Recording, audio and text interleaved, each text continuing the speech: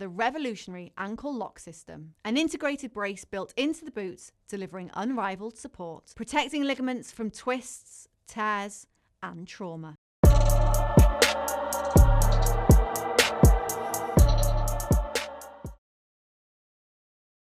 This is Matt for Boxing Social in association with Empire Fight Store and Art Kings. Joseph Parker, I feel like it's been a while since we've caught up. I think Regan may have spoke to you from our side since, but how are we, mate, anyway? I think we're good. Yeah? Listen, we're getting closer to this fight next week, and I think it's been a great camp. Mm-hmm. I'm in a good place physically, mentally, very happy.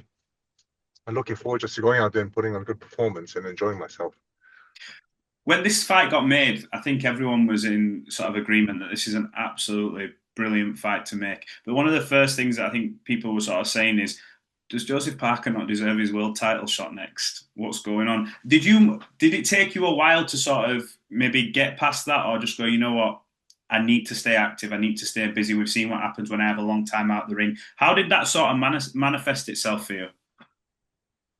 I was training in New Zealand with George Lockhart after the fight with Bacoli, and Andy was waiting for us to lock in the fight so I can get back to work with him. And we're just waiting for any fight. I know that there were talks about the Usyk fight, but I wasn't really relying on that fight I wanted it to happen, but I wasn't really relying on it fully, because things in boxing, you never know until it's written, until it's on contract, until it's locked in.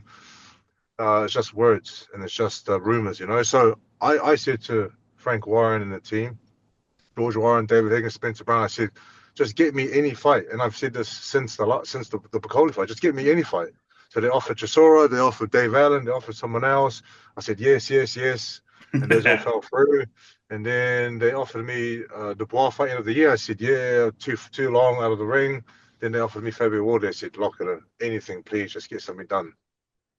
Is that because you just want to be busy in your career now? I remember speaking to you after, might have been the Zhang fight, and it was always, look, I believe I can win full version of the world title again, etc. Just that, the way you talk there, it seems like you just love the game. You love fighting because you accept any fight. Does it matter to you now, the accolade? Is it just like biggest fights, most money? How does that sort of marry up with you?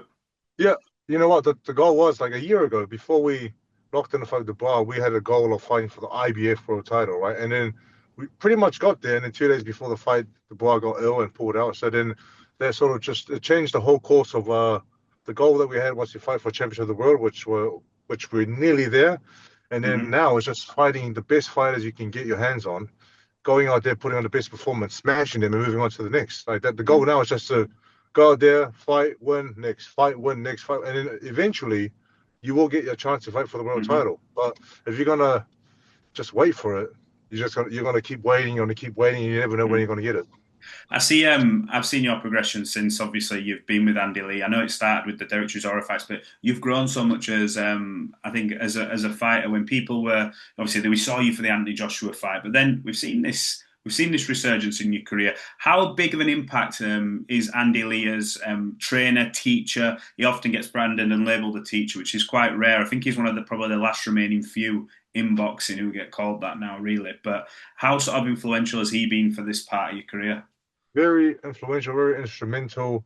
It takes Andy Lee being a great teacher that he is in boxing. It takes George Lockhart, nutritionist, strength conditioning. It takes myself. Like if I wasn't putting in the hard work, and if I wasn't listening to what he was saying, and if I wasn't making sacrifices, then none of us would be in this position we're in. So it takes a team, right? And also there's the other two, massage therapists, training partners, all this. But Andy Lee has done a lot in my career. He's sort of revived him, Andy Lee, George Lockhart, and myself, revived the resurgence. And I feel like we're just starting to see the fruits of what we've been putting in. Do you feel like we've still got to see? I know it sounds maybe funny because we've seen a lot of you, but have we got to still see the best of Joseph Parker? Do you think? I feel like there's more to give and more to come. That's what I truly feel. Wow. This stage of your career, we've still not seen Joseph Parker firing on all cylinders. We've still got to see that one thing still.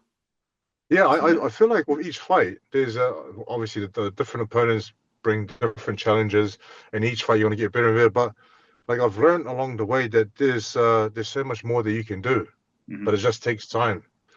You know, when you're doing this work in the off season, you know, when it's time, when I'm not in Ireland, when I'm back in New Zealand, and you're building away slowly, you never know how the pyramid's going to peak, you know. So now that we're in camp, training for this fight and preparing for this fight next week, I want to see where this is going to peak, where the peak is going to go. Is it for you? I know you won't look past the fight, and it's always dangerous in the position you're in. But you know that you always seem to be that one fight away from the world titles. Do you put that to the back of your mind, or is that very much no? That's the target I see on that man's back when I get in the ring. How do you sort of do it? I know the world titles are there. The world title is there. Unification, undisputed is there. At the end, that is the end goal. Mm-hmm. But each fight that you have now is very important to stay focused on the task at hand, because you can't look ahead. You can't look too far ahead, otherwise you get caught slipping. You know, so Fabio Wardley's got my full attention. He's got Andy's full attention, George's full attention. Like, we're all being focused on this one guy. And this is the guy that we want to deal with before we think of anyone else. I'm going to come on to Fabio on my next question, but the last one on this, obviously, with Usyk being undisputed, etc., do you look at Usyk and go, I want to share the ring with you before you retire, whether you had no belt or not? Everyone puts him on the top table of, you know, some people stick him on the Mountain Rushmores. Do you look at him and go, you know what, I want to share the ring with you before you hang it up, regardless? I'd love to. No, Usyk is one of those fighters who's, like, we all know he's achieved so much in boxing. Undisputed, unified, cruiserweight, came up to heavyweight, did the same thing. It's quite sensational. You know, it's a great achievement. And a lot of people are saying that he's one of the best in the generation. You know, as a fighter, you want to test against the best there is. So, you know, if I do get that chance down the line, it'll be fantastic. But for now, just going to focus on what I have, who's in front of me. Well, let's just quickly touch on what is in front of you. So I started seeing the rise of Fabio many years ago. We had the story of the white collar fighter who turned pro. He's shaken that off now. He's been in many a fight and he's been under pressure. Look, Justice Hooney was clearly winning a fight. He pulled a shot out the bag. What do you make of him as a fighter? I think as a person, people say, everyone in this fight are saying, look, there's two good guys in this main event. It should just be a good fight, both good people. But when you look at him as a fighter, what do you see? What do you like from him? What do you appreciate about his work? I like that he's in the last fight. I'll take that for example. Even though he was down, he never gave up. He kept the belief that he could win the fight, and he kept trying. He kept trying, and he got it. You know, and also in the fight, say for example, the fight with Fraser Clark, close fight, draw at the end, and then he came in the next fight and showed something different. So I like that each and every time he's had a fight and he stepped it up, he's always improved and he's always gotten better. And he, like, when I sat down and I had him in front of me, he's got this belief as well that he's the next one in line to fight for everything and fight for the championship of the world. So when you have two guys who believe wholeheartedly that they're the best in the world, it's going to make it for a fantastic fight. Do you see certain similarities? Because I look at you and go, even earlier on when you had your fights with the Dillian White, things aren't going the way, you get up, you bite down your gum shield and you say, okay, it is what it is. We have to go to Warrior. We have to go to the trenches.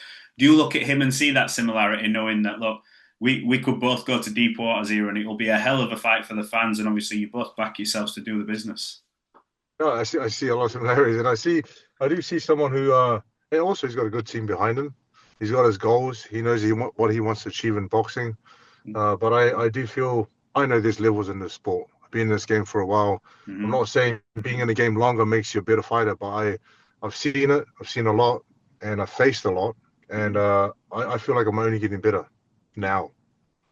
What happens fight night in your heart of hearts when your head hits the pillow at night? How do you see this fight playing out? Joseph Parker win, and then I'm gonna go celebrate with a big feed at a burger joint somewhere or a pizza joint, wherever it is, with desserts and everything, cakes and ice creams and all of that. What's the biggest thing you miss when you're in camp? I know obviously you guys like your food, but when the fight's done, ideally, obviously you win, lose, whatever. What's the first thing you do when you go and eat? What do you go get? You must pig out. You just listen, fries, some nice fries, some nice ice cream, cakes, whatever it is. Beer. I know I'm gonna. I know I'm going to enjoy myself for a week and a half, 2 weeks, whatever it is, and I'm going to, when you're living this life, and then you sort of miss the fast food joints and all that, and then when you do get the chance to have it, you want to go back to this again. It doesn't take you long. It takes you 3 or 4 days. You're like, you know what? I want to go back to feeling good, feeling strong, feeling healthy, and staying on track. Well, look, it's one hell of a fight. When it got made, I think, I speak for everyone when we say, well, thank God, what a terrific heavyweight fight towards the back end of the year. Look, we'll be there. We'll be covering the fight, and we look forward to catching up with you on Fight Week. Wish you all the best, Joe. Thank you, man. Good to see you. Good to see you. Appreciate you. Bye-bye. The revolutionary ankle lock system, an integrated brace built into the boots, delivering unrivaled support, protecting ligaments from twists, tears, and trauma.